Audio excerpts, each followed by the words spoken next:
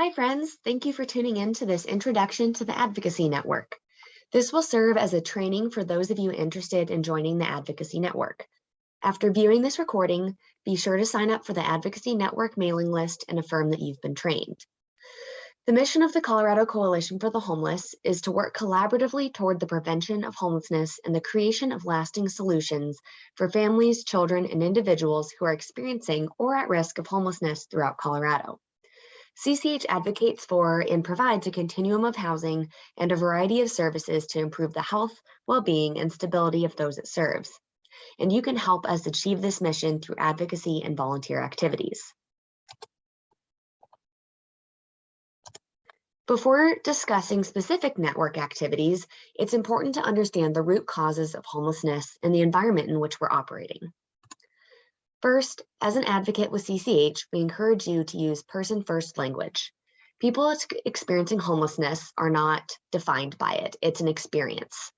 The words we use to describe people are powerful and can affect our attitudes and beliefs about them. So that's why we try to say people experiencing homelessness or people who are unhoused rather than homeless people or the homeless. Homelessness can be defined in a number of different ways.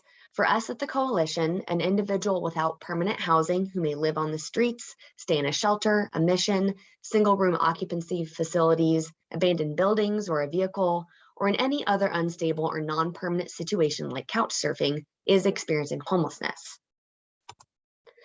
The U.S. Department of Housing and Urban Development, HUD, however, defines it more narrowly, and this impacts the way we're able to tally the number of people experiencing homelessness. Under their definition, people who are doubling up, couch surfing, or in hospitals are not considered are not considered in the homelessness count.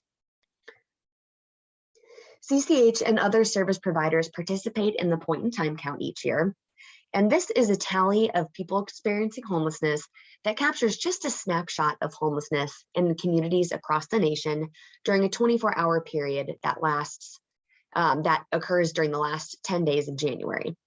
This is an imperfect measure and misses a lot of people because of the narrow definition and because of factors like the limited time frame, volunteer participation challenges, and weather considerations.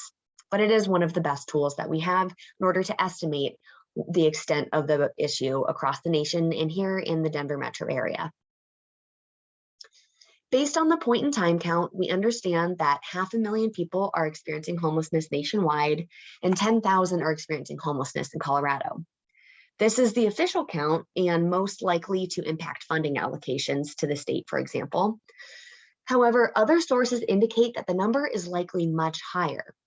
Each year, there is a count of K-12 students experiencing homelessness, and the most recent count tells us that over 21,000 kiddos are experiencing homelessness. And we have to assume that many of these kids are attached to parents, siblings, guardians who are also housing insecure. So that number is likely much bigger. Additionally, Medicaid reports that upward of 53,000 people are experiencing homelessness.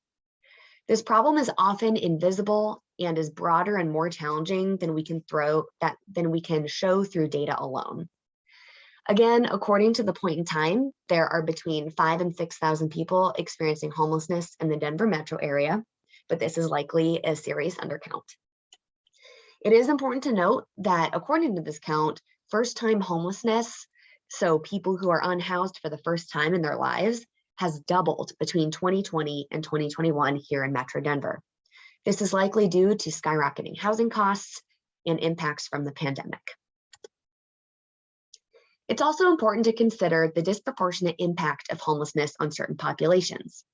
This chart indicates that people of color are overrepresented in the homeless population compared to the housed population.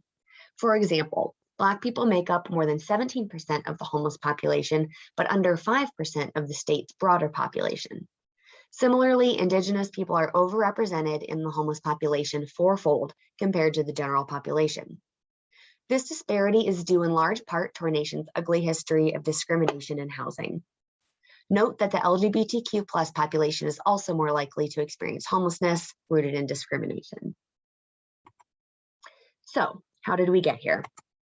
Broken systems and systems that are operating exactly as they were intended in some cases are a big driver of homelessness. These systems may include a limited job market, lack of access to healthcare, low wages, the criminal justice system, and a housing market that lacks affordable and available options. Situational barriers like mental illness, trauma, job loss, domestic violence, disabilities, substance use, eviction, and unexpected expenses like medical bills from an injury may also lead to homelessness. With regard to trauma, we in this line of work frequently say that trauma is often the cause of homelessness and always the result. And research tells us that traumatic events in childhood or adverse childhood experiences can have lasting impacts, including physical, behavioral, and mental health challenges, all which can make someone more vulnerable to housing insecurity. Having this knowledge, the coalition employs a trauma-informed approach to care. A trauma-informed approach incorporates 4 key elements: realizing the prevalence of trauma, recognizing how trauma affects all individuals involved in the program, organization, or system, including our own workforce, responding by putting this knowledge into practice, and resisting re-traumatization.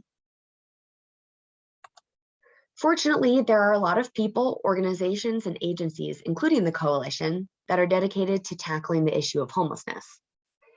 They may focus on emergency services like street outreach, emergency shelter, transitional housing, reentry from the criminal legal system, food resources, and hotel vouchers. Others focus on long-term solutions like healthcare, case management, employment services, substance use treatment, access to public benefits, and permanent supportive housing. At the Coalition for the Homeless, we are experts in developing lasting solutions to homelessness. We provide integrated healthcare at multiple federally qualified healthcare centers, including a mobile clinic. Integrated care means that people can access primary care, behavioral health, vision, dental, and pharmacy all under one roof. We also provide housing through units we own and operate and through partnerships with landlords in the community, as well as a suite of supportive services, including case management and vocational services. In 2020, we provided medical care to over 15,000 people, housing to over 4,300, and in total, we served well over 20,000 people. While there are some fantastic resources available, there are still notable gaps in the system of support. There is no guidebook on becoming homeless, and many people experiencing homelessness are embarrassed about their experiences and their situation. So getting advice from friends or loved ones or the community can be complicated. Accessing services is often complex within a system that is overrun with need and has minimal resources. There are long wait periods for many services, meaning most individuals or families need to find temporary solutions before receiving the support necessary to end that cycle of homelessness.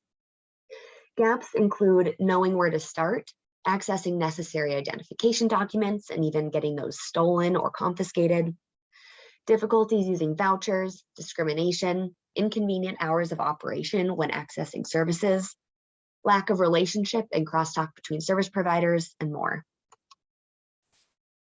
Now here is where we get to the meat of how you can get involved.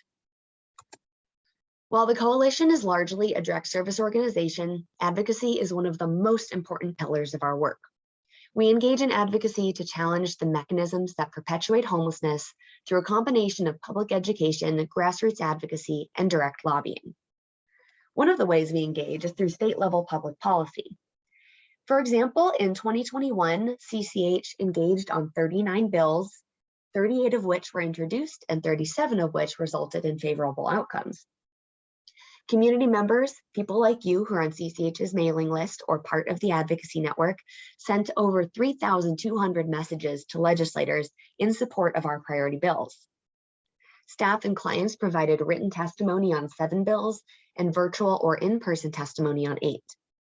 CCH also held a virtual lobby day and sent 23 recorded messages to legislators. Again, this was largely driven by advocacy network members, and we're so grateful for that. We are always looking to staff, clients, community members, and advocacy network members to help shape lasting solutions to homelessness.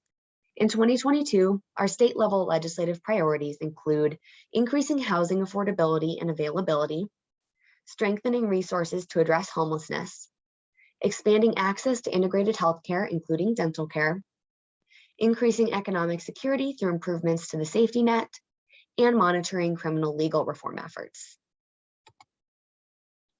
And you can help us make these solutions a reality by influencing the public policy process. You can do a number of things, including committing to learn more about housing, homelessness, healthcare, and supportive services. You can vote on key ballot measures and get the right candidates into office. You can help build public consensus by talking with your friends and family about these issues. You can engage in grassroots advocacy, and you can testify at the Capitol or at City Council meetings, and you can even share your personal stories. As an Advocacy Network member, you can engage in grassroots lobbying by growing public consensus, writing or calling your representatives, and participating in advocacy days of action or Capitol Hill days. Our goal is to give you opportunities to take part in all of these activities. We want to make sure that you're part of the solution to homelessness, and we also want to make it fun and easy. Advocacy is a year-round effort, and it's not a spectator sport. We need you to achieve our goals, particularly when it comes to state-level advocacy. The legislature meets for 120 days from January through May, and at this time, we're in reaction mode, advocating for or against bills that are introduced. And from June through December, we can proactively shape future legislation and strategy, and you are essential to both this proactive and this reactive work. As an Advocacy Network member, you can engage in any and all of the following activities: citizen lobbying, rapid response, like participating in action alerts you get through the mailing list, registering voters who are experiencing homelessness, helping get out the vote efforts and encouraging support for key ballot measures, volunteering to help with the annual point in time tally, and helping implement special projects as they come up. I hope that you're excited about being part of the Advocacy Network. Remember to be sure that you confirm that you viewed this training and sign up to be on the mailing list. Also, make sure you're getting advocacy action alerts through our CCH mailing list by visiting our website, www.coloradocoalition.org. And finally, follow us on Facebook at www.facebook.com/Colorado Coalition for the Homeless, and on Twitter at CoCoalition. Please stay tuned for more information about specific opportunities to get involved, and we can't wait to advocate with you.